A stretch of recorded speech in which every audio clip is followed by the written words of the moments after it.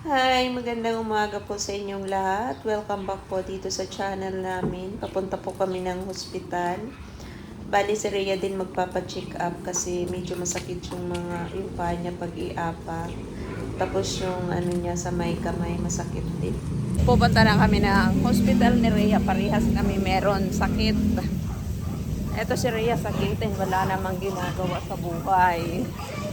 Ayan o. Walang ginawa kundi mag-picture. Mag-picture din nagpo-post. Parehas kami sa FEU Hospital para isa lang. Ako kasi meron na akong doktor doon.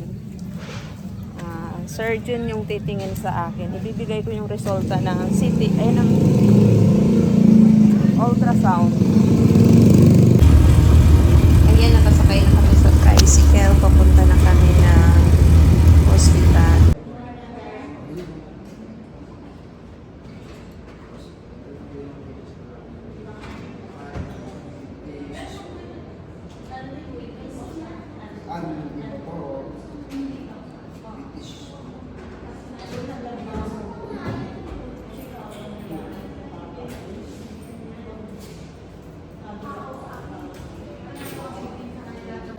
Dito kami ni Rhea.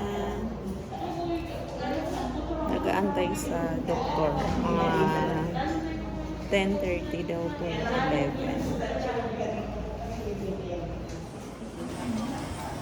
Tapos na kami magpa-check up. Ni-refer si Rhea sa rheumatology na doktor. Sabi ng doktor na nag-check up sa kanya, bumalik siya daw doon. Tapos doon siya sa rheumatology na doktor magpa-check up. Biniligyan lang siya ng gamot na 8 piraso para sa sakit.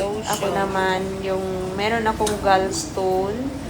Kaya tingnan natin, iset aside muna natin yung aking mga nararamdaman. Focus muna tayo sa kay Rhea kung anong magiging resulta ng mga check-up niya.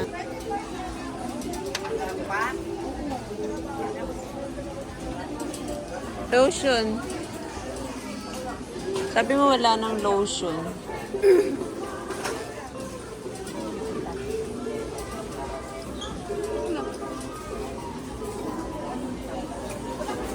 Anong lotion?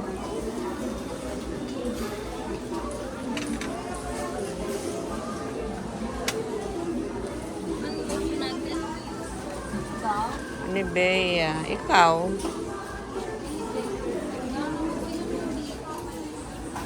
Ayan o, Nivea. Pero anong gusto mo?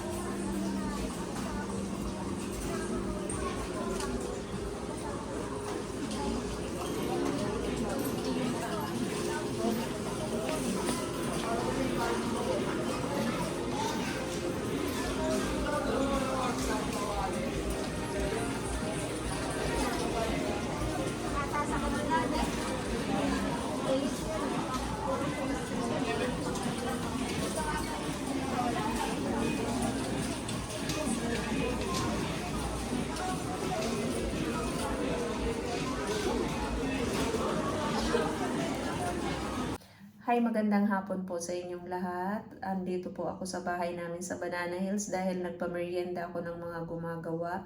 Isang araw na lang siguro tapos na yon. Malapit na matapos. May mga araw din kasi na hindi sila nakakagawa. Pasado 3:00 na ng hapon. Ayan, pumunta ako dito. Sinarado ko muna yung shop kasi walang bantay doon. Bale, si Rhea kasi nagkuha din ng resulta ng x-ray niya.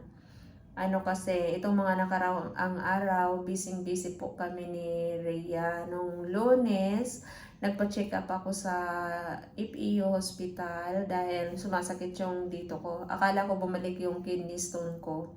Sabado kasi naramdaman ko na yun na masakit ang dito ko. Di ako nakapunta doon ng kinabukasan dahil linggo. Wala naman yung wellness doon, sarado pag Sabado at linggo. Nandoon nagki-clinic yung urology na doktor na humahawak sa akin. Kaya Lunes ako na pumunta doon. Pero pagpunta ko doon ng Lunes, hindi naman ako nila ni-refer sa urology kasi tinanong ako nila kung anong masakit ko, sabi ko dito. Tapos sa surgeon ako nila ni-refer. Tapos nung chinik up ako ng doktor, pinisil-pisil ang dito ko kasi kala ko nga bumalik yung kidney stone ko. Nung pinisil-pisil niya ako, sabi ng doktor sa gallbladder daw ang problema ko. Kaya nag-request siya ng ultrasound. Nagpa-ultrasound ako noon pero makukuha ko ng 24 hours yung resulta. Pero dapat kinabukasan makukuha ako. Sabi ko sa Miyerkules ko na lang kunin kasi yung clinic ng doktor MWF. Ito naman si Rhea pagdating ng Martes ng gabi, sabi niya, mama, kailangan ko na magpa-check up kasi masakit daw yung dito niya. 1 week before kasi ang graduation nila, sumakit na yung niyan, yung talampakan. Sabi niya, mama, masakit yung talampakan ko, masakit siya iapak. Tapos nung graduation pag uwi namin, nakita ko na parang maga yung bukong-bukong dito ni Rhea. Tapos yung nagreklamo siya na masakit yung talampakan niya. May mga tumubo sa kanya na parang bilog-bilog siya, parang 25 kalaki. Tapos pag diniinan mo siya, para siyang matigas. Para siyang matigas tapos masakit daw. Siyempre parang 3 weeks na ang nakaraan, parang naghilom na yun, nangitim siya, nangitim. Kaya nung chinik up kami ng doktor, nung pumunta kami doon, una ni-refer si Rhea sa ortho na doktor kasi sabi nga ni Rhea masakit yung mga dito niya, sabi ni Rhea. Tapos pagdating namin dun sa doktor, syempre in-interview si Rhea kung anong mga masakit niya. Tapos nakita ng doktor yung mga itim-itim ni Rhea, yung pula noon na tumubo, parang nagbiklat na siya, parang maitim na siya. Tapos sabi ng doktor, kailangan daw ni Rhea sa rheumatology kasi yun daw ang nakakaalam sa sakit na ganon. Pero binigyan si Rhea ng 8 piraso na gamot. Yun, inumin niya. Tapos kasi yun Miyerkules, diba? Pag baba namin noon, pauwi na, tinignan ni Rhea kung anong schedule ng rheumatology na doktor, Webis daw. Kinaumagahan ulit bumalik kami ni Rhea sa doktor na rheumatology. Yun nga, chinik up si Rhea, yung mga mga tinanong siya kung anong mga nararamdaman niya, ganun. Tapos may mga laboratory siya, may x-ray siya. Ang daming ini-examine sa kanya sa dugo kasi meron sa infection, meron sa autoimmune. Basta madami yun. Ang binayaran namin dun para sa laboratory, 9,846. Ayun. Yun ang binayaran namin. Tapos pina-x-ray pa si Rhea, baka may sakit si Rhea. Tiningnan yung yung baga niya. Yun, x-ray at saka laboratory. Tinanong siya kung anong mga nararamdaman niya. Sinabi ni Rhea kung anong mga nararamdaman niya sa doktor. Tiningnan yung mga paa niya. Kuha na ni Rhea yung result na iba sa dugo. Yung iba, maliban na lang sa autoimmune, matagal pala yan i-release. Kasi sa makukuha namin ang resulta mga 17 pa o kaya 18. Ayun.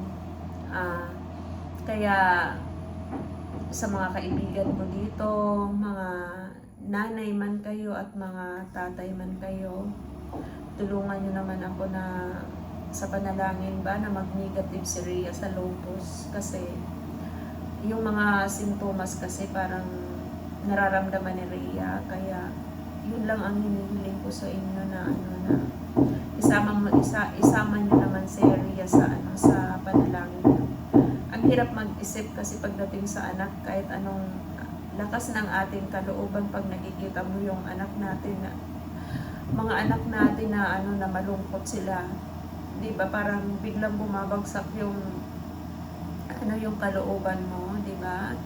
Ang hirap lalo na pag nakikita ko na Kanina, katulad kanina, nakita ko na basa yung yung mga pilik mata ni Rhea. Alam ko na umiyak siya. Kasi alam niya yung sakit na yun dahil pinag-aralan nila yan. Di ba medtic siya? Pinag-aralan nila, alam niya yung sakit na yun. Kasi, yung sabi niya sa akin kanina, isang factor din daw ng lupus, yung dryness ng mata, at saka yung nangingitim yung mga kuko pag malamig.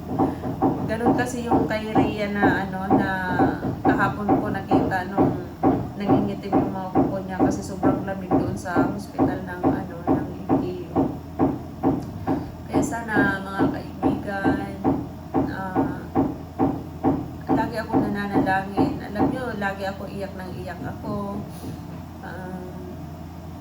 Pero hindi ako umiyak sa harap ni Rhea. Kailangan malakas ako pagdating sa harap niya.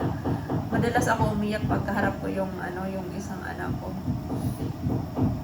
Kasi ang hirap ng kalooban, 'di ba? Ang dami pang pangarap ng ang dami pang pangarap ni Rhea. Gusto pa niya maging doktor. 'Di ba? Sana negative, sana Lord. Sana po. Kaya, yan lang ang hinihiling ko sa inyo na isama nyo naman sa panalangin siya na pag makuha namin ang resulta sa 18, sana negative po siya. Ayan lang po, parang walang kulay ang mga buhay. Ang buhay ng mga nakaraang araw, parang hindi ka makapokus sa trabaho mo kasi ang iniisip mo, andiyan ka sa trabaho mo, di ba? Ang iniisip mo yung kalagayan ng anak mo. Mahirap. Ayan po, maraming salamat sa inyo.